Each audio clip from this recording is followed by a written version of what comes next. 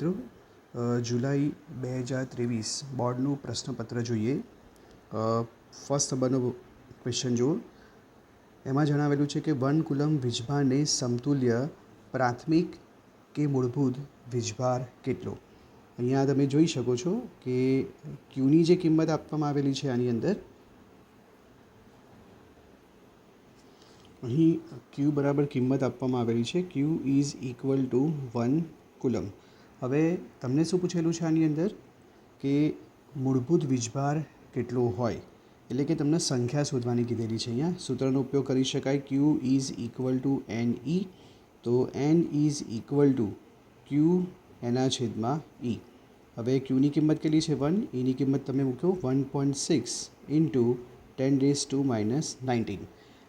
સાદુરૂપ આપતા તમને એનો જવાબ 0.625 ઇન્ટુ 10⁻⁹ ઉપર જાય એટલે +19 થશે. થોડુંક વધારે સાદુરૂપ આપીએ તો તમને પ્રશ્નનો જવાબ મળશે 6.25 ઇન્ટુ 10⁻18. બરાબર, એટલે ઓપ્શન એ જે છે એ આનો સાચો જવાબ છે. સેકન્ડ નંબરનો પ્રશ્ન જુઓ. એક સમાન વિદ્યુત ક્ષેત્ર ધન એક્સ અક્ષ માટે ધન એક્સ દિશામાં અને ઋણ એક્સ અક્ષ માટે ઋણ એક્સ દિશામાં આપવામાં આવેલું છે. 20 સેન્ટીમીટરની લંબાઈ અને 2 સેન્ટીમીટર ત્રિજ્યાના નળાકારનું કેન્દ્ર ઉગમ બિંદુ પર અને અક્ષ એક્સ દિશામાં હોય તો નળાકારની વક્ર બાજુ માટે પૂછેલું છે. ચેપ્ટર 1ની અંદર ઉદાહરણનો દાખલો છે. આ રીતે દર્શાવી શકાય એને. અહીંયા તમે જોઈ શકો કે એક નળાકાર આપવામાં આવેલો છે. આ નળાકારની અંદર વિદ્યુત ક્ષેત્ર બંને દિશામાં છે. આ ધન એક્સ દિશામાં લઈએ એટલે એને ઈ સદિશ તરીકે દર્શાવાય. બીજું વિદ્યુત ક્ષેત્ર છે આ તરફ છે, ઋણ એક્સ દિશાની અંદર. બરાબર, હવે વિદ્યુત ક્ષેત્ર તમે જોઈ શકો. પૂછવામાં શું આવેલું છે તમને કે નળાકારની વક્ર બાજુ સાથે, વક્ર એટલે કે આ સપાટી તરીકે એને દર્શાવી શકાય. એટલે વક્ર બાજુ હોય તો ત્યાં તમે અહીંયા એક સદિશ દર્શાવી શકો જેને આપણે ક્ષેત્રફળ સદિશ તરીકે વ્યાખ્યાયિત કરી શકીએ. જોઈ શકો ઈ સદિશ અને ડીએ સદિશ એ બંને વચ્ચે ખૂણો કેટલો બને છે? θ ઇઝ ઇક્વલ ટુ 90 ડિગ્રી, એટલે કે π/2. ફ્લક્સ શોધવાની વાત કરેલી છે તો ફ્લક્સનું સૂત્ર મળે તમને phi is equal to E A cos theta. Phi is equal to E A cos 90 degree. Cos 90ની કિંમત કેટલી થશે? 0. તો આનો જવાબ આવશે તમારી પાસે ઓપ્શન નંબર સી, 0. પ્રશ્ન નંબર 3 જો. એક વિદ્યુત ડાયપોલમાં બે વીજભાર વચ્ચેનું અંતર 5 મિલીમીટર આપવામાં આવેલું છે. અહીંયા આપણે લઈએ છીએ -q વીજભાર, અહીંયા લઈએ છીએ આપણે +q વીજભાર, અને એ બંને વચ્ચેનું અંતર આપવામાં આવેલું છે જેને આપણે 2a તરીકે દર્શાવીએ. એ આપવામાં આવેલું છે 5 મિલીમીટર. તો 2a ઇઝ ઇક્વલ ટુ મિલીમીટરનું મીટરમાં રૂપાંતર કરીએ સો 5 ઇન્ટુ 10⁻³ મીટર થાય. વીજભાર દર્શાવેલો છે Q is equal to 9 into 10⁻⁹ coulomb હોય તો આ ડાયપોલની ડાયપોલ મોમેન્ટ કેટલી? ડાયપોલ મોમેન્ટ માટેનું સૂત્ર છે P is equal to 2aq. So 5 into 10⁻³ ક્યુની કિંમત કેટલી આપેલી છે? 9 ઇન્ટુ 10⁻⁹. સાદુરૂપ આપીએ તો જવાબ શું આવશે? 5 × 9 એટલે 45 ગુણ્યા 10ની કેટલી આવે? -12.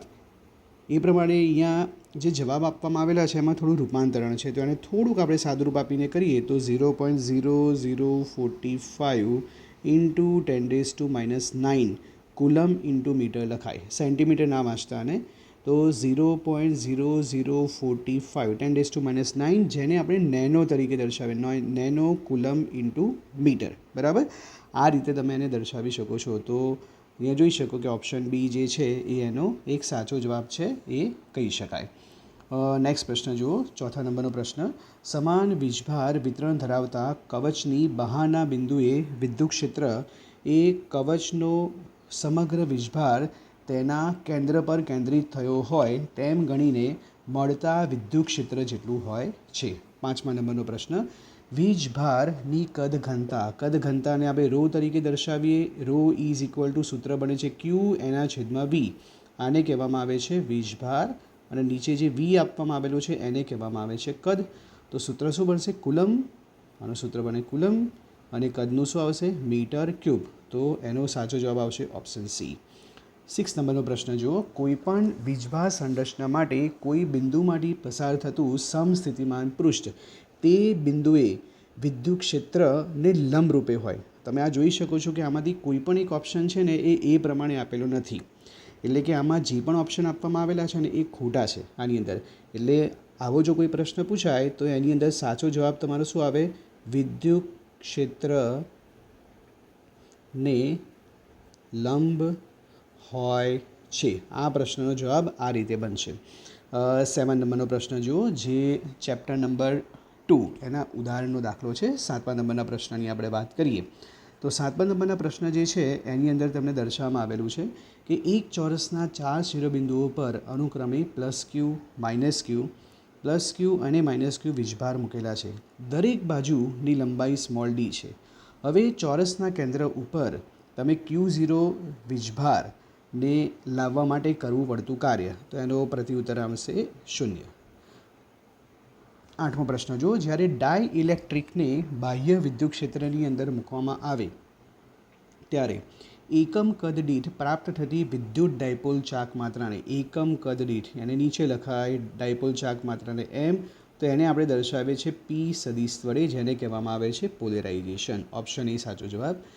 9 નંબરનો પ્રશ્ન જુઓ, 1 માઇક્રોફેરેડ કેપેસિટન્સ એટલે સીની કિંમત આપવામાં આવેલી છે 1 માઇક્રોફેરેડ એટલે 1 × 10⁻6 ફેરેડ દર્શાવી શકાય. બે સમાંતર પ્લેટો વચ્ચે શૂન્ય અવકાશ હોય તેવા પ્લેટ કેપેસિટરની બે પ્લેટ વચ્ચેનું અંતર કેટલું રાખીએ તો 10⁻2 ક્ષેત્રફળ, એટલે એ આપેલું છે 10⁻2 સેન્ટીમીટર સ્ક્વેર, એનું મીટર સ્ક્વેરમાં રૂપાંતરિત કરીએ તો 10⁻2 10⁻4 મીટર સ્ક્વેર, તો એ ઇઝ ઇક્વલ ટુ થશે 10⁻6 મીટર સ્ક્વેર. અંતર પૂછેલું છે ડી. કયા સૂત્રનો ઉપયોગ કરી શકાય? C is equal to ε0 a divided by D. તો ડી બરાબર લખી શકાય ε0 a ડિવાઇડેડ બાય સી. કિંમતો મૂકીએ આપણે 8.854 × 10⁻12 મલ્ટીપ્લાય બાય એની કિંમત કેટલી આપેલી છે 10⁻6, એના છેદમાં સીની કિંમત આપેલી છે 1 × 10⁻6. બરાબર. આને તમે સોલ્વ કરશો તો એનો જવાબ તમને 8.85 × 10⁻12 મીટર જેટલો ઓપ્શન એ જવાબ મળે. 10મા નંબરનો પ્રશ્ન જુઓ, વીજ ચાલક બળનું પારિમાણિક સૂત્ર. જે વિદ્યુત સ્થિતિમાનનું પારિમાણિક સૂત્ર હોય એ જ પારિમાણિક સૂત્ર તમારે અહીંયા મૂકવાનું રહેશે. શું આવશે? m1l2 t-3a-1, એટલે ઓપ્શન સી આનો સાચો જવાબ છે. 11મા નંબરનો પ્રશ્ન તમે જુઓ, જેમાં તમને 3 અવરોધો આપેલા છે. 3 અવરોધોની અંદર R1 is equal two 2 ohm, પછી R2 ઇઝ ઇક્વલ ટુ 4 અને R3 ઇઝ ઇક્વલ ટુ આપવામાં આવેલું છે તમને અહીંયા 5 ઓહ્મ. 3 અવરોધો સમાંતરમાં જોડેલા છે. સમાંતર માટેનું સૂત્ર શું બનશે? 1/r is equal two 1/r1 plus 1/r2 plus 1/r3. બરાબર. તો સમાંતર માટેના જો સૂત્રનો તમે ઉપયોગ કરો તો 1/r is equal two 1/2 plus 1/4 plus 1/5. આનું સાદરૂપ આપવાનું છે LCM, એટલે કે લસા જોઈ શકો એનો 40 આવશે, તો એનો ગુણાકાર આ રીતે શક્ય બને. અહીંયા હવે 20 + 10 + 8 is equal to 38/40. 1/r is equal to સાદરૂપ આપીશું તો એનો જવાબ તમને શું મળશે? 20/19. એટલે એનો મૂળ આન્સર તમારો 20/19 તમને મળી શકે છે. એટલે કે એવું કહી શકાય આની અંદર કે આનું જો સાદરૂપ આપીએ તો અહીંયા ઉપરની જગ્યાએ તો પહેલાં 19 આવે અને પછી અહીંયા આવે છે તમારી પાસે 20, એટલે 1/r ઇઝ ઇક્વલ ટુ 19/20, એટલે તમારો મૂળભૂત આન્સર અહીંયા 20/19 ઓહ્મ, એટલે ઓપ્શન બી એનો સાચો જવાબ. 12મા નંબરનો પ્રશ્ન જુઓ, એમાં લખેલું છે એક પાતળા તારમાંથી વિદ્યુત પ્રવાહ જાડા તારમાં જાય છે. તો દર્શાવીએ આપણે અહીંયા એક પાતળો તાર દર્શાવ્યો આપણે, એટલે એની સાથે જ એક બીજો છે ને જાડો તાર દર્શાવી દઈએ આ રીતે. આ જાડો તાર છે. તો શું થાય? હવે આ જે પ્રશ્ન આધારિત છે ને એ વિદ્યુત પ્રવાહ ઘનતા એ ટોપિક આધારિત છે. વિદ્યુત પ્રવાહ ઘનતા માટેનું એક સૂત્ર છે J is equal two I/A. એટલે વિદ્યુત પ્રવાહ ઘનતા જે છે ને એ ક્ષેત્રફળના શું હોય છે? વ્યસ્ત પ્રમાણમાં હોય. તમે જોઈ શકો કે અહીંયા પાતળો તાર આપવામાં આવેલો છે ને ત્યાં એની જે કિંમત છે ને એ તમને કેવી મળે? ઓછી મળે. અને અહીંયા તમને જે એની કિંમત છે એ તમને કેવી મળશે? વધુ મળે, એટલે કે વ્યસ્ત પ્રમાણમાં છે. અને જો વ્યસ્ત પ્રમાણમાં તમને પ્રશ્ન આપવામાં આવેલો હોય તો અહીંયા દર્શાવી શકાય કે જ્યાં ક્ષેત્રફળ એનું મૂલ્ય જો વધુ હોય ત્યાં જેની કિંમત જે હોય એ તમને કેવી મળે? ઓછી મળે. અને અહીંયા તમને જે જેની કિંમત હોય એ તમને કેવી મળશે? વધુ મળશે. બરાબર? એ લખી શકાય કે જાડા તારમાં વિદ્યુત પ્રવાહ ઘનતા શું થાય? ઘટી જાય. 13મા નંબરનો પ્રશ્ન જો. 13મા નંબરના પ્રશ્નમાં દર્શાવેલું છે કે બંધ પૃષ્ઠમાં દાખલ થતું અને બહાર આવતું ફ્લક્સ અનુક્રમે, એટલે આને છે ને આપણે ફાઈ અંદર દાખલ થતું, આને ફાઈ ઇન તરીકે દર્શાવો, અંદર, અને આને ફાઈ આઉટ તરીકે દર્શાવી દો. તો બંધ પૃષ્ઠમાં કુલ વિદ્યુતભાર કેટલો આવે? તો આના માટે તમે આ સૂત્રનો ઉપયોગ કરી શકો છો. Phi is equal to Q divided by epsilon 0. તો ક્યુ ઇઝ ઇક્વલ ટુ લખાય ફાઈ એપ્સિલોન 0. અહીંયા દર્શાવી શકાય ક્યુ ઇઝ ઇક્વલ ટુ ફાઈની જગ્યાએ આપણે કિંમતનો ઉપયોગ કરી શકીએ છીએ આની અંદર, કે જે બહારનું ફ્લક્સ ફાઈ આઉટ, એટલે કે અંતિમ થયું, માઇનસ ફાઈ ઇન જે પ્રારંભિક હતું, ઇન્ટુ એપ્સિલોન 0. સૂત્ર જે આપવામાં આવેલું છે એની અંદર કિંમતો મૂકી સાદુરૂપ આપીએ. ફાઈ આઉટની જે કિંમત આપવામાં આવેલી છે એ લખેલી છે 4 ઇન્ટુ 10⁻³ માઇનસ ફાઈ ઇન કેટલા છે? 8 ઇન્ટુ 10⁻³ એપ્સિલોન 0. એપ્સિલોન 0ની કિંમત એ તમે યાદ રાખી શકો છો, અથવા તો તમે ઓપ્શનમાં જુઓ તો એમાં એપ્સિલોન 0ની કિંમત એ લોકોએ મૂકેલી નથી. તો ક્યુ ઇઝ ઇક્વલ ટુ, હવે જો 10ની 3 ઘાત છે ને બંનેમાંથી કોમન આવે છે, 4 માઇનસ 8 એ કરશો તો તમારો જવાબ શું આવશે? -4. 10ની 3 ઘાત કોમન આવે એટલે 10ની 3 ઘાત અને એપ્સિલોન 0 એની સાથે ગુણાકારમાં જાય, એટલે પ્રશ્નનો જવાબ આવશે ઓપ્શન સી. 14મા નંબરનો પ્રશ્ન જુઓ. વિદ્યુત ક્ષેત્ર ઈ સદીશ આર સદીશ અને ચુંબકીય ક્ષેત્ર બી સદીશ આર સદીશની હાજરીમાં કોઈ એક બિંદુવત ધન વિદ્યુતભાર, અહીંયા ધન વિદ્યુતભારનો ઉલ્લેખ કરેલો છે, વી સદીશ વેગથી ચુંબકીય ક્ષેત્રની પ્રતિ સમાંતર ગતિ કરે છે. અહીં જે પ્રશ્ન આપવામાં આવેલો છે એની અંદર તમે જોઈ શકો કે ધન વિદ્યુતભાર કયું છે એ વી સદીશ જેટલા વેગથી ચુંબકીય ક્ષેત્રને પ્રતિ સમાંતર ગતિ અહીંયા દર્શાવેલી છે. પ્રતિ સમાંતર એટલે કે એની વિરુદ્ધ દિશા કહેવાય. એટલે કે વિદ્યુત ક્ષેત્ર લઈએ આપણે ધનથી ઋણ તરફ, જેને આપણે ઈ સદીશ તરીકે દર્શાવીએ. ચુંબકીય ક્ષેત્ર દર્શાવીએ છીએ આપણે બી સદીશ. એક ધન વિદ્યુત ભારિત કણ ક્યુ એ ચુંબકીય ક્ષેત્રની વિરુદ્ધ દિશામાં ગતિ કરી રહ્યો છે અને એ પ્રતિ સમાંતર ગતિ કરે છે, એટલે કે એની વિરુદ્ધ દિશામાં બી સદીશ જેટલા વેગથી. પ્રતિ સમાંતર એટલે ખૂણાનું મૂલ્ય કેટલું થશે? Theta is equal two 180 degree, અથવા તો તમે લખી શકો છો પાય. તો આ બંને કારણે ટી સમયે આર સ્થાને રહેલા વીજભાર પર લાગતું બળ કેટલું?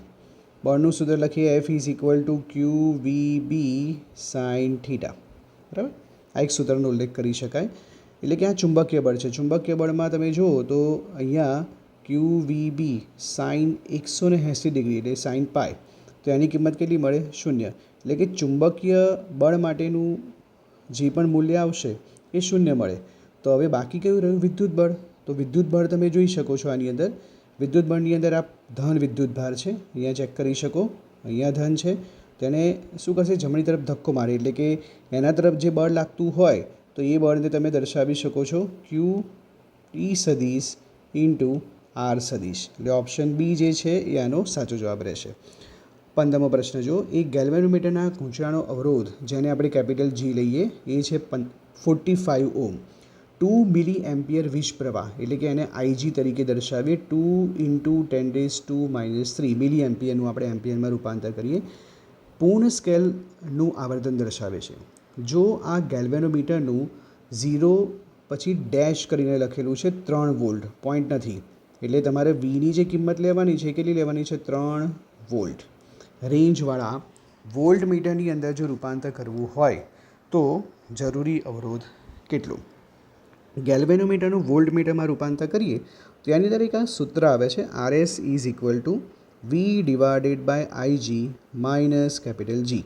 કિંમતો મૂકીએ 3/આઈજી 2 × 10⁻³ માઇનસ કેપિટલ જી કેટલા આપેલા છે? 45. સાદુરૂપ આપીએ આપણે. સાદુરૂપ આપતા તમને આનો જે જવાબ છે સમથિંગ કંઈક 1455 ઓમ મળી શકે. કેલ્ક્યુલેશન ગણતરી કરીને ચેક કરી શકો. 16મા નંબરનો પ્રશ્ન. 16મા નંબરના પ્રશ્નમાં આપેલું છે કે આર ત્રિજ્યા અને આઈ વિદ્યુત પ્રવાહ ધરાવતી વર્તુળાકાર કોઇલના કેન્દ્ર ઉપર જે ચુંબકીય ક્ષેત્ર હોય એનું સૂત્ર છે બી કેન્દ્ર માટે μ0 I/2R. તો અહીંયા તમે જોઈ શકો કે જે બી કેન્દ્ર છે એના માટે જે વિદ્યુત પ્રવાહ છે આઈ એ સીધું સમપ્રમાણમાં આવે છે. તો ઓપ્શન સી એનો એક સાચો જવાબ મળે. મેગ્નેટાઇઝેશન કેપિટલ એમ નો એકમ દર્શાવીએ આપણે. Magnetisation capital M is equal to, જેને આપણે ચુંબકીય ચાક માત્રા અને એના છેદમાં આપણે કદ લઈએ છીએ. ચુંબકીય ચાક માત્રાને આઈ એ તરીકે દર્શાવો, કદ જે આપવામાં આવેલું છે વી, એકમ લખીએ. આઈ એટલે કે વિદ્યુત પ્રવાહ, એનો એકમ શું થાય? એમ્પિયર. એ ક્ષેત્રફળ આપેલું છે, એનું એકમ થશે મીટર સ્ક્વેર. એના છેદમાં કદનો એકમ શું થાય? Metre cube. તો અહીંયાથી આ કટ થઈ જશે. કટ થાય તો શું બચે? એમ્પિયર પ્રતિ મીટર. એટલે જવાબ આવશે option B, ampere metre inverse. 18મા નંબરનો પ્રશ્ન જુઓ. 18મા નંબરના પ્રશ્નમાં આપેલું છે કે એક વિદ્યુત ભારિત અથવા તો વીજભારિત વાહક ગોળાની સપાટી પરનું સ્થિત વિદ્યુત સ્થિતિમાન 100 વોલ્ટ આપવામાં આવેલું છે. એના સંદર્ભમાં બે વિધાનો છે. ગોળાની અંદરના કોઈપણ બિંદુ પાસે વિદ્યુત તીવ્રતા શૂન્ય હોય.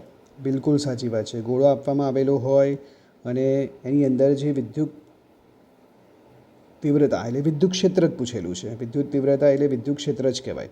એ શૂન્ય છે, એ સાચું. ગોળાની અંદરના કોઈપણ બિંદુ પાસે સ્થિત વિદ્યુત સ્થિતિમાન 100 વોલ્ટ એટલે કે 100 વોલ્ટ પૂછેલું છે એટલે શું કહેવામાં આવે છે કે અચળ છે. તો બિલકુલ સાચી વાત. એટલે કે ઈ શૂન્ય હોય ને તો વી બરાબર શું થાય? અચળ થાય. બરાબર. એટલે આ ટોપિકની વાત કરીએ તો આવું એક સૂત્ર છે, E is equal to DV divided by DX. ઈની કિંમત શૂન્ય મૂકીએ તો ડીવી એના છેદમાં ડીએક્સ થાય. ડીએક્સને આની સાથે ઉપર લઈએ તો ડીવી ઇઝ ઇક્વલ ટુ, જવાબ શું આવે? શૂન્ય. આ વિકલિત સ્વરૂપ છે. એને સાદુરૂપ આપીએ તો શું મળશે તમને? અહીંયા અચળ, એટલે બી અચળ થઈ જાય. એટલે કહી શકાય કે S1 સત્ય છે, S2 પણ સત્ય છે તથા S1 એ વિધાન S2નું કારણ છે. એ પરફેક્ટલી એની સાથે મેચ થાય છે. 19મા નંબરના પ્રશ્નમાં જુઓ. બાયો-સાવર્ટનો નિયમ સૂચવે છે કે ગતિશીલ ઇલેક્ટ્રોન વી ચુંબકીય ક્ષેત્ર બી ઉત્પન્ન કરે જેવા કે, એટલે કે બાયો-સાવર્ટના નિયમ છે એના પ્રમાણે આપણે જોઈએ તો બી સદિશ અને વી સદિશ એ પરસ્પર એકબીજાને કેવા છે? લંબ છે. લેન્ઝનો નિયમ એ ઉર્જા સંરક્ષણના નિયમની એક શું છે? વિશિષ્ટ રજૂઆત. 21મા નંબરનો પ્રશ્ન જો. કમલા એક સ્થિર સાયકલને પેડલ મારે છે. આ સાયકલના પેડલ્સ 200 આંટા, એન બરાબર આપેલું છે 200, 0.10 મીટર સ્ક્વેર ક્ષેત્રફળ એટલે એની કિંમત આપવામાં આવેલી છે 0.10 મીટર સ્ક્વેર ક્ષેત્રફળ ધરાવતા ગૂંચળા સાથે જોડાયેલા છે. આ ગૂંચળાનું અડધા આંટા પ્રતિ સેકન્ડ એટલે આવૃત્તિ કહેવાય, એને આ રીતે દર્શાવાય 1/2 હર્ટ્ઝ. તો તે ગૂંચળાના પરિભ્રમણની ધરીને લંબરૂપે આ બી આપેલું છે 0.01 ટેસ્લાના ચુંબકીય ક્ષેત્રમાં મૂકવામાં આવે તો ગૂંચળામાં પેદા થતો મહત્તમ વોલ્ટેજ પૂછેલો છે. તો મહત્તમ વોલ્ટેજને આપણે EM તરીકે દર્શાવો અથવા તો તમે VM તરીકે દર્શાવો, જે રીતે દર્શાવો એ રીતના. તો VM ઇઝ ઇક્વલ ટુ સૂત્ર થશે BNA ઇન્ટુ ઓમેગા. તો VM is equal to BNA, omega કોણી આવૃત્તિ, એનું સાદુરૂપ આપીએ તો શું લખાય? 2πf. તો VM ઇઝ ઇક્વલ ટુ કિંમત મૂકીએ 0.01 મલ્ટીપ્લાય બાય આંટા 200, ક્ષેત્રફળ આપવામાં આવેલું છે 0.10 multiply by 2 multiply by 3.14 multiply by 1/2. બરાબર. અહીંયાથી તમે 2 અને 2ને કેન્સલ કરી શકો. આખો જે પ્રશ્ન છે એનું સાદુરૂપ આપો તો વી મેક્સિમમ છે એની કિંમત કઈ 0.628 વોલ્ટ જેટલી એની કિંમત મળે. ઓપ્શન સી આ પ્રશ્નનો સાચો જવાબ કહી શકાય. 22મો પ્રશ્ન જુઓ. એક પરિપથમાં 0.1 સેકન્ડમાં એટલે આ જે કિંમત આપવામાં આવી છે એને ડીટી તરીકે દર્શાવી દઈએ. એટલે ડીટીની કિંમત આપવામાં આવેલી છે તમને 0.1 સેકન્ડ. 5 એમ્પિયરથી 0 એમ્પિયરનો ઘટાડો થાય તો I1ની કિંમત લઈએ છીએ આપણે 5 એમ્પિયર. I2ની જે કિંમત છે મૂકીએ છીએ 0 એમ્પિયર. સાદુરૂપ આપીએ તો DI બરાબર શું લખી શકાય? I2 માઇનસ I1 એટલે લખાય 0 માઇનસ 5 એટલે ડીઆઈની જે કિંમત છે તમને મળશે -5 એમ્પિયર. જો 200 વોલ્ટ સરેરાશ EMF આપવામાં આવેલું છે, 200 વોલ્ટ સરેરાશ EMF આપેલું તો એને આપણે E તરીકે દર્શાવીએ. એ આપવામાં આવેલું છે 200 વોલ્ટ. તો આત્મપ્રેરકત્વનું સૂત્ર, આત્મપ્રેરકત્વ માટે સૂત્ર છે માઇનસ, એટલે L is equal to minus E divided by DI એના છેદમાં ડીટી. સાદુરૂપ આપીએ માઇનસ E ડીટીને આખા ઉપર લઈ જઈએ આપણે, ડીટી એના છેદમાં શું આવશે ડીઆઈ. સાદુરૂપ આપીએ તો શું મળશે માઇનસ ઈની કિંમત કેટલી આપવામાં આવેલી છે તમને અહીંયા 200, પછી ડીટીની કિંમત કેટલી આપેલી છે અહીંયા 0.1, ડીઆઈની કિંમત કેટલી આપવામાં આવેલી છે -5, માઇનસ માઇનસ અહીંયાથી કેન્સલ થશે. જો તમે આનું સાદુરૂપ આપો તો તમને જે પ્રશ્ન છે એનો પ્રતિ ઉત્તર આન્સર તમને મળી રહે. એ કેટલો આવશે 4 હેનરી.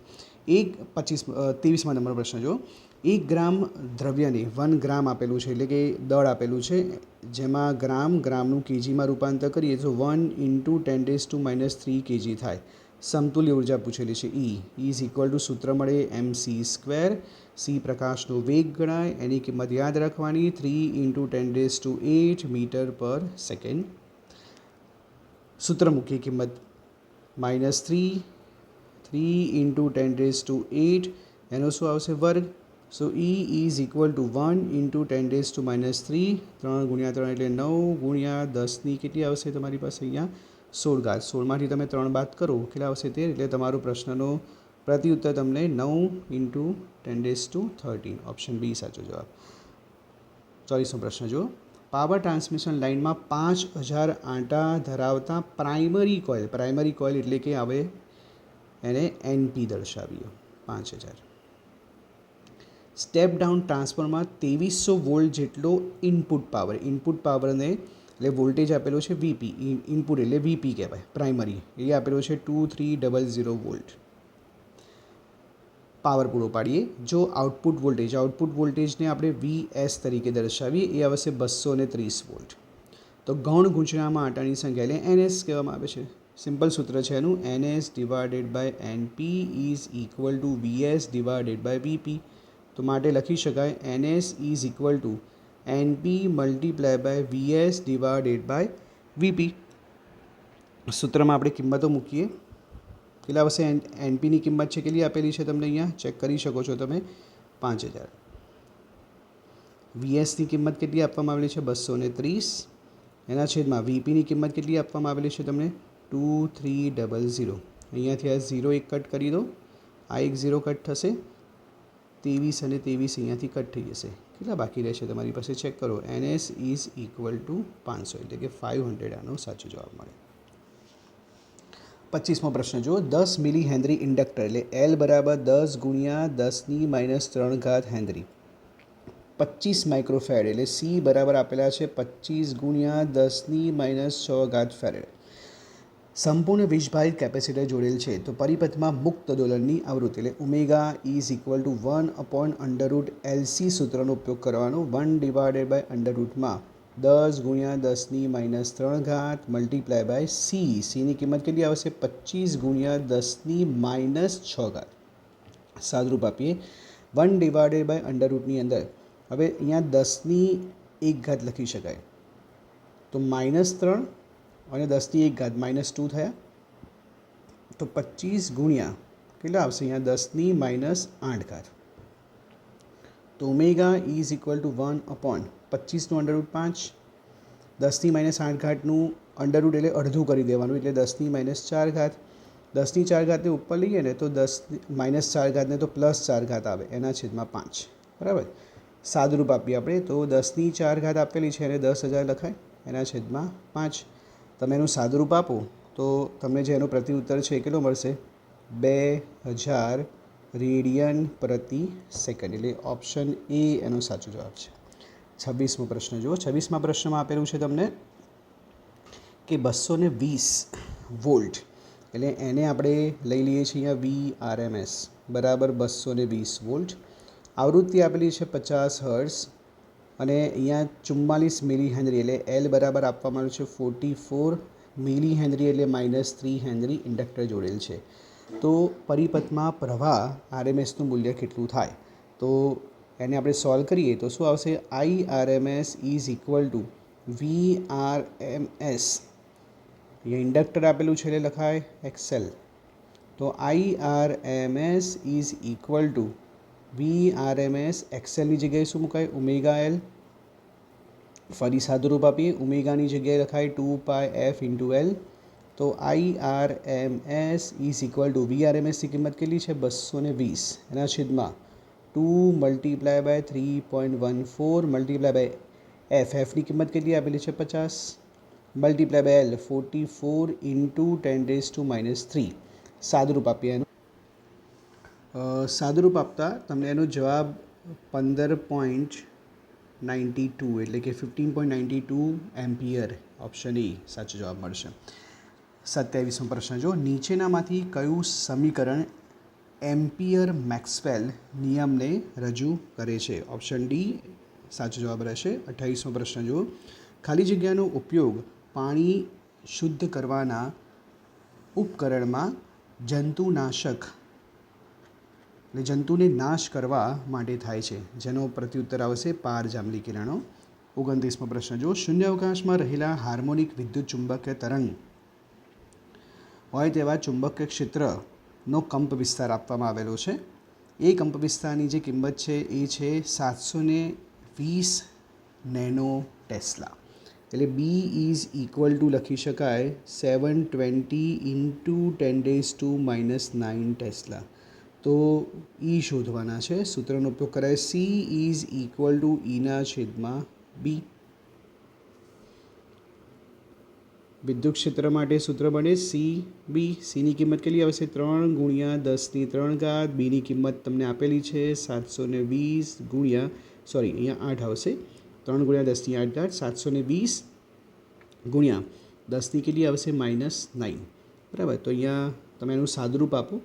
સાદુરૂપ આપતા તમને એનો જે જવાબ છે એ તમને કંઈક 216 ન્યૂટન પ્રતિ કુલમ. ઓપ્શન ડી સાચો જવાબ. 30મો પ્રશ્ન જુઓ, આકૃતિમાં દર્શાવેલ પરિપથનો આઉટપુટ, બરાબર ધ્યાનથી જોજો. અહીંયા તમને એક અવરોધ આપેલો છે. આ અવરોધનો આની અંદર ઉપયોગ થશે. અવરોધની થોડીક વધારે આપણે વિશેષતા ચકાસીએ તો પરિપથનો તમને આઉટપુટ પૂછવામાં આવેલો છે. આઉટપુટ એટલે કે અહીંયા જે બે છેડા આપેલા છે ને એ બે છેડામાં તમને આઉટપુટ કેટલો મળે. હવે આ બિંદુ જે આપવામાં આવેલું છે એને આપણે એ બિંદુ અને બી બિંદુ પસંદ કરીએ. આ તમારો ત્રિકોણ પી થાય અને આ એન થાય. નીચેની જે આડી લાઈન છે પી એટલે પોઝિટિવ, એન એટલે નેગેટિવ. હવે એ છેડો છે એને જો દાખલા તરીકે તમે આ જે છેડો આપવામાં આવેલો છે એને તમે ધન ગણો, એને આપણે ચલો ધન ગણીએ. અને જે બી છેડો છે એને આપણે અત્યારે ઋણ ગણીએ. બરાબર. તો જ્યારે એ છેડાને ધન ગણો અને બી છેડાને ઋણ ગણો એટલે અહીંયા તમે જોઈ શકો આ ધન અને અહીંયા ધન એટલે ફોરવર્ડ બાયસ બન્યું. ફોરવર્ડ બાયસ બનો જેના કારણે આરની જે કિંમત હોય એટલે ફોરવર્ડ અને એફ તરીકે દર્શાવીએ, ત્યારે આરની જે કિંમત હોય એટલે અવરોધ એની જે કિંમત હોય એ તમને કેવી મળે? 0. એટલે આ જે આરની કિંમત છે ને 0 મળે. તો અહીંયા તમને કોઈ પણ વિદ્યુત સ્થિતિમાનનો તફાવત મળે નહીં એટલે V 0 થાય, એટલે કોઈ આઉટપુટ ના મળે. પરંતુ જો આ જ કિસ્સાની અંદર આપણે થોડુંક ડિટેલમાં જઈએ કે એને થોડુંક ઉલટાવીએ. જો ઉલટાવવામાં આવે તો એમાં કંઈક આ પ્રકારની સ્થિતિ તમને જોવા મળતી હોય. ઉલટાવતા એ છેડાને આપણે ઋણ ગણી લઈએ અને બી છેડાને આપણે ધન લઈએ. તો અહીંયા ઋણ, આ ધન છે, તો શું થાય? Reverse bias. રિવર્સ બાયસ જે હોય એની અંદર અવરોધ કેવો હોય? અનંત. એટલે અહીંયા અનંત મળે. અનંત મળે તો તમને વી મળે. બરાબર. એટલે આની અંદર એવું લખી શકાય કે ઓપ્શન સી એનો સાચો જવાબ મળે. અર્ધ તરંગ રેક્ટિફાયરની માફક આઉટપુટમાં ઋણ અર્ધચક્ર હશે. નેક્સ્ટ પ્રશ્ન જો, 31મો, તાપમાનના વધારા સાથે અર્ધવાહકની વાહકતા વધે છે. કેમ આવું થઈ છે? કારણ કે ઓપ્શન ડી એનો પ્રત્યુત્તર આવશે પ્રવાહ વાહકોની સંખ્યા ઘનતા વધે, રિલેક્સેશન સમય ઘટે. પરંતુ જેમ તાપમાન વધારો તો ઇલેક્ટ્રોન ઝડપથી ગતિ કરે, એટલે કે એક ઇલેક્ટ્રોનને બીજા સાથે અથડામણમાં ઓછો સમય લાગે. પરંતુ રિલેક્સેશન સમયમાં થતા ઘટાડાની અસર સંખ્યા ઘનતામાં થતા વધારાની સાપેક્ષમાં ઘણી જ કેવી હોય છે? ઓછી ગણી શકાય. 32મા નંબરનો પ્રશ્ન જો 20 સેન્ટીમીટર કેન્દ્ર લંબાઈના બહિર્ગો લેન્સ બનાવીએ જેની કેન્દ્ર લંબાઈ આપવામાં આવેલી છે f1 is equal two 20. 10 centimetre કેન્દ્ર લંબાઈના અંતર્ગોળ લેન્સ સાથે સંપર્કમાં રાખેલ છે. એટલે આ રીતે અંતર્ગોળ લેન્સ થઈ ગયું. અહીંયા f2 ઇઝ ઇક્વલ ટુ લખી શકાય 10 સેન્ટીમીટર. તો સમતુલ્ય કેન્દ્ર લંબાઈ કેટલી? હવે જો આ બહિર્ગોળ છે એની કેન્દ્ર લંબાઈ ધન હોય, અંતર્ગોળની ઋણ હોય તો અહીંયા લખાય માઇનસ. સૂત્રનો ઉપયોગ કરી શકો છો તમે આની અંદર. f is equal to f1 into f2 divided by f1 plus f2. f1ની કિંમત કેટલી છે 20, f2ની કિંમત કેટલી આપવામાં આવેલી છે -10, એના છેદમાં શું આવશે 20, અહીંયા પ્લસ આપેલો છે, પ્લસ માઇનસ માઇનસ એટલે 10. તો f ઇઝ ઇક્વલ ટુ લખી શકાય -200 ડિવાઇડેડ બાય 10. આને કટ કરો તો તમારો જવાબ આવશે ઓપ્શન બી -20 સેન્ટીમીટર. 33મો પ્રશ્ન જો અજ્ઞાત વક્રી ભવનાંક ધરાવતા કાચમાં એક પાતળું પ્રિઝમ બનાવવામાં આવેલું છે. જો તેની સપાટી ઉપર પ્રકાશનું સમાંતર કિરણ પુંજ જૂથ આપાત કરવામાં આવે ત્યારે લઘુત્તમ વિચલન કોણ, જેને Δm તરીકે દર્શાવીએ, એ મળે છે 3 ડિગ્રી. પાતળા પ્રિઝમનો પ્રિઝમ કોણ આપેલો છે જેને આપણે એ તરીકે દર્શાવીએ, એ છે 6 ડિગ્રી. તો દ્રવ્યનો વક્રી ભવનાંક સૂત્ર છે એનું એક પાતળા પ્રિઝમનું Δm is equal two a(n-1). આપણે સૂત્ર બનાવીએ. Δm એને નીચે લઈ લઈએ તો એ લખાય n-1. તો n ઇઝ ઇક્વલ ટુ 1ને આ સાઈડ શિફ્ટ કરો તો શું લખાય Δm એના છેદમાં a પ્લસ 1. તો n ઇઝ ઇક્વલ ટુ Δmની કિંમત કેટલી આપવામાં આવી છે 3, એના છેદમાં a કેટલા આપવામાં આવે છે 6 પ્લસ 1. એટલે n ઇઝ ઇક્વલ ટુ શું લખાય 1/2. આ ભાગ ચાલશે અહીંયા, પ્લસ 1 2 ઉપર જાય તો કેટલા લખાય 1 પ્લસ 2/2 કેટલા આવશે 3 ડિવાઇડેડ બાય 2. તો ઓપ્શન એ જે છે એ એનો સાચો જવાબ મળે. નેક્સ્ટ પ્રશ્ન જો 34મો પ્રશ્ન, ચેપ્ટર નંબર 9 કિરણ પ્રકાશશાસ્ત્ર, સ્વાધ્યાયનો પ્રશ્ન છે. ટેબલની સપાટી પર જડી દીધેલી નાની પિનને 50 સેન્ટીમીટર ઊંચાઈએથી જોવામાં આવે તો આ જ બિંદુએ ઉપરથી જોતાં ટેબલની સપાટીને સમાંતર રાખેલા 15 સેન્ટીમીટર જાડાઈ, જેને આપણે શાના વડે દર્શાવીએ છીએ ટી તરીકે દર્શાવી દઈએ, કાચના સ્લેબમાંથી જોતાં પિન કેટલી ઊંચી દેખાશે? વક્રી ભવનાંક n આપેલો છે. એક સિમ્પલ સૂત્રનો ઉપયોગ કરી શકો. x is equal to t1 minus 1 divided by eta. ટીની જગ્યાએ કિંમત મૂકો 15, 1 માઇનસ 1ના છેદમાં 1.5. સાદુરૂપ તમે આપો તો એનો જે પ્રત્યુત્તર છે એ 15 સેન્ટીમીટર તમને મળશે. ઓપ્શન સી સાચો જવાબ. 35મો પ્રશ્ન, યંગના 2 સ્લિટના પ્રયોગમાં જો 2 સ્લિટ વચ્ચેનું અંતર શું કરીએ છીએ વધારીએ તો શલાકાઓ વચ્ચેનું અંતર અને કોણીય અંતર બંનેની અંદર શું થશે ઘટાડો. ઓપ્શન બી સાચો જવાબ રહેશે. 36મો પ્રશ્ન જો ઇલેક્ટ્રોનનું કિરણ જો દરેક ઇલેક્ટ્રોનની ઉર્જા આપવામાં આવેલી છે E0 શૂન્ય અવકાશિત કરેલ ચેમ્બરની અંદર મૂકીએ તો ધાતુની સપાટી પર જ્યારે આપાત થાય ત્યારે શું થશે? મહત્તમ ઉર્જા E0 હોય તેવી કોઈપણ ઉર્જા સાથે ઇલેક્ટ્રોનનું ઉત્સર્જન થશે. 37મા પ્રશ્નમાં પોલેરાઇઝેશનનો ઉપયોગ શાના માટે થતો હોય છે? ધ્રુવીભૂત પ્રકાશ મેળવવા માટે. અધ્રુવીભૂત પ્રકાશમાંથી ધ્રુવીભૂત પ્રકાશ મેળવવાની ઘટનાને પોલેરાઇઝેશન કહેવાય. અને એ જે ઘટના હોય બરાબર એ મેં વર્ણવી, પણ એમાં જે પણ તમે સાધનનો ઉપયોગ કરો છો જે ટુર્મેલિન પ્લેટ તરીકે ઓળખાય, જે પોલેરાઇઝર તરીકે ઓળખાય. 38મા પ્રશ્નમાં આપેલ ધાતુ માટે થ્રેશોલ્ડ તરંગ લંબાઈને લેમ્બડા તરીકે દર્શાવી આપેલી છે 4000 એંગસ્ટ્રોમ, એટલે લખાય 4000 ગુણ્યા 10⁻10 મીટર. તેનું કાર્યવિધેય માટેનું સૂત્ર 50 ઇઝ ઇક્વલ ટુ લખી શકાય hc divided by lambda. Planck અચળાંક લખીએ 6.625 ઇન્ટુ 10⁻34. સીની કિંમત આવશે 3 ઇન્ટુ 10⁸ ડિવાઇડેડ બાય લખાય 4000 ઇન્ટુ 10⁻10. તો ગણતરી કરીએ આપણે એની. ગણતરી કરતાં જવાબ કંઈક આવો મળશે 4.96875 ઇન્ટુ 10⁻19. હવે આ જવાબ ઝૂલમાં છે, તમને તો અહીંયા બધા જવાબ ઇલેક્ટ્રોન વોલ્ટમાં પૂછ્યા છે. તો ઇલેક્ટ્રોન વોલ્ટમાં આન્સર લાવવો હોય તો શું કરીશું?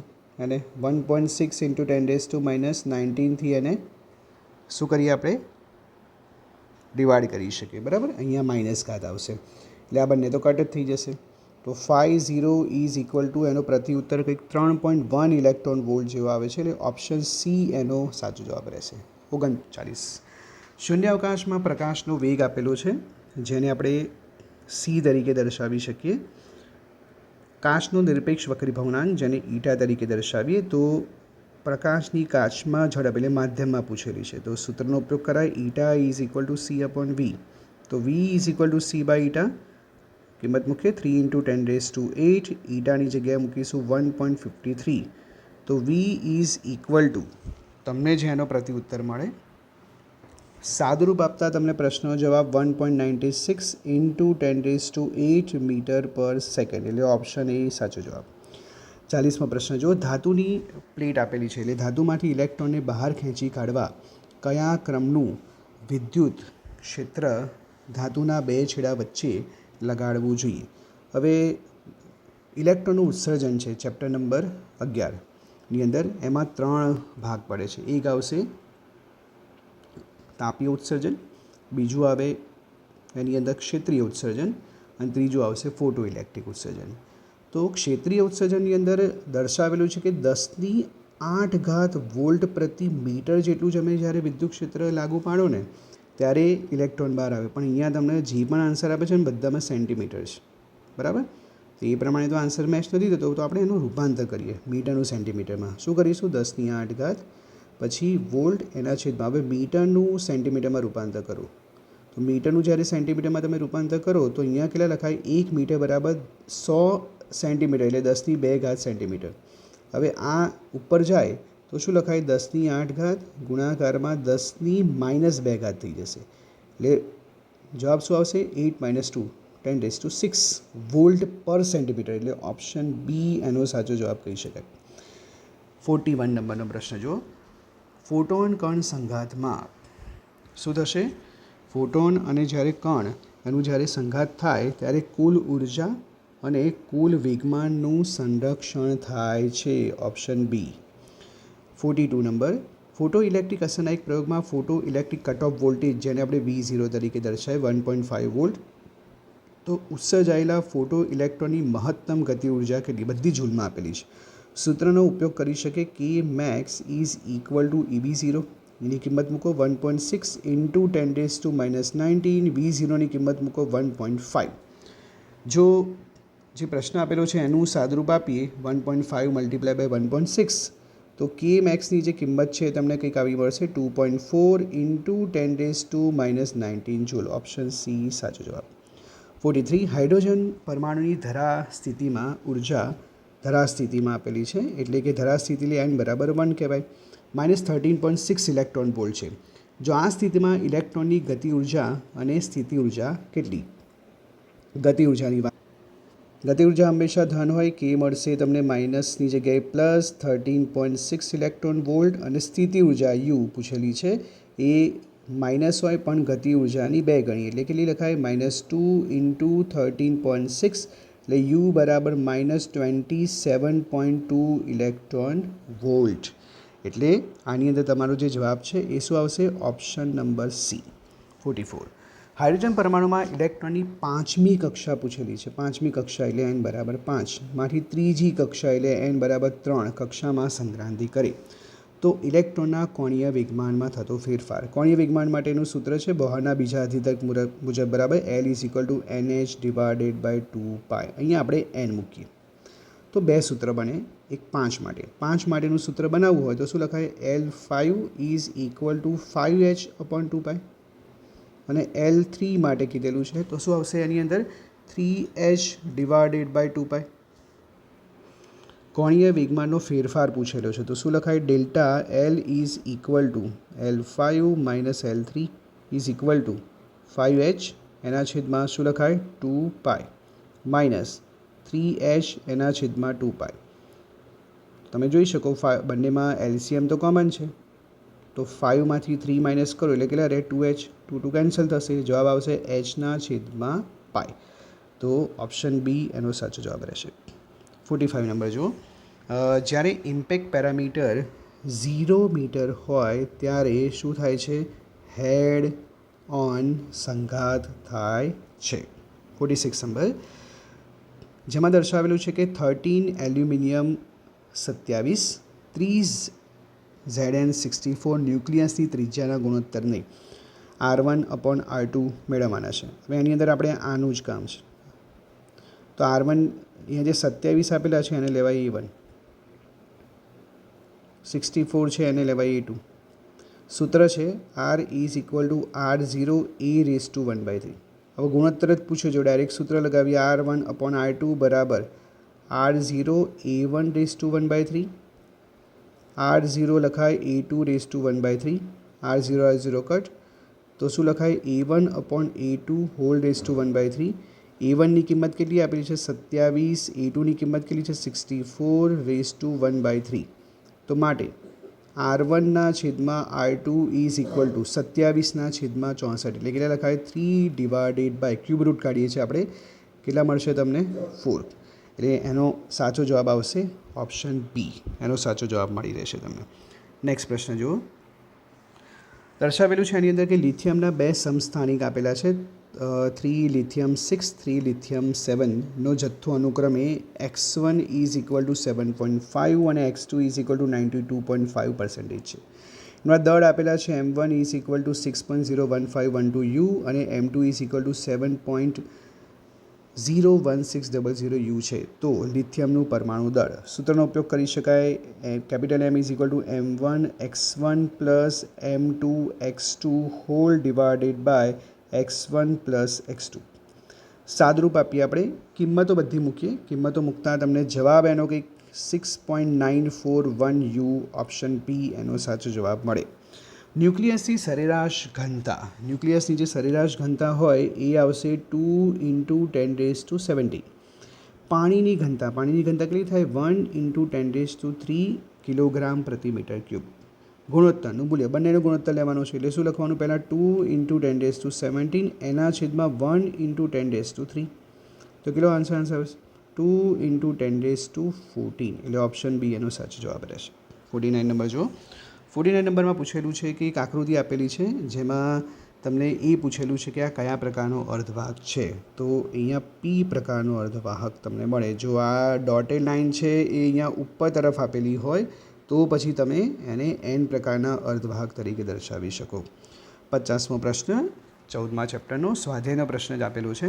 કાર્બન, સિલિકોન, જર્મેનિયમ દરેકને 4 વેલેન્સ ઇલેક્ટ્રોન હોય તો તેમને EgC, EgSi, Eg જર્મેનિયમ તરીકે બેન્ડ ગેપ વડે છૂટા પાડીએ તો કયું વિધાન સત્ય? કાર્બનનો જે એનર્જી ગેપ હોય એ સિલિકોન કરતાં વધારે હોય અને સિલિકોનનો જે એનર્જી ગેપ હોય એ જર્મેનિયમ કરતાં વધારે હોય. એટલે ઓપ્શન સી આનો પ્રત્યુત્તર આવશે. Thank you.